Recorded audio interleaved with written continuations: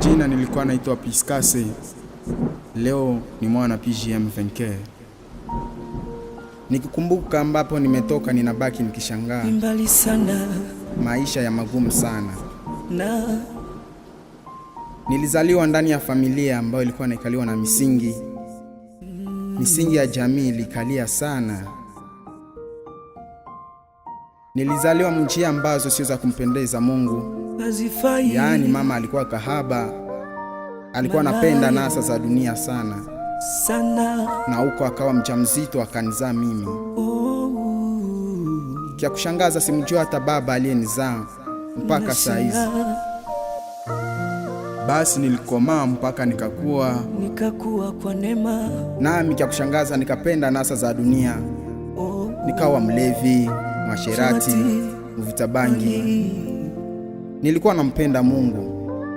Sasa nimpate wapi? Nilingia ndani ya madini mengi sana. Dini kama vile Kiislamu, Kiprotestant, Kikatolika. Sasa nikazama ndani ya dhambi. Sasa kila mtu ana siku yake ya uponyaji. Kulikuwa baba ambaye alikuwa anagonjwa magonjwa muda mrefu sana.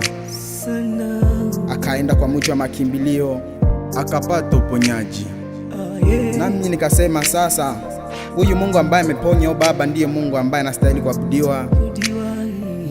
Mara ya pili nami nikamfuata na nikipata uponyaji hapo. Maisha niliyopitia inanifanya nalia. Mwenzenu nilijisi kujichukia. Nilikosa amani, zamani nililia sana, nikakosa msaada. Tumaini langu mimi ni kwa Mungu wa mulindwa. Wakati familia ilipoona nimepona, wakasema eti mimi nimeenda kuzimu.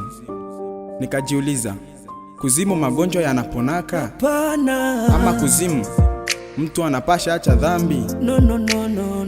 Nikakumbuka Daudi wakati alitaka ingia haki zake, ndugu zake ndio walikuwa wa kwanza kupingana na ushuhuda wake. Kristo mwenyewe alipokuwa akihubiri, mama yake na ndugu zake ndio walikuwa wa kwanza kusema eti amerukwa na wazimu. Maisha niliyopitia inanifanya nalia. Mwenzenu nilijisi kujichukia. Nilikosa amani, zamani nililia sana, nikakosa msaada. Tumaini langu mimi ni kwa Mungu wa mulindwa. Nikasema hapana, huyu Mungu ambaye amenitoa kwenye washerati, ulevi, wizi, utabangi ndiye nitakayetumikia. Na ni Kristo wa Kongo omnipresent aliye hai, Mungu wa mulindwa Jile, nitakutumikia milele yote. Amen.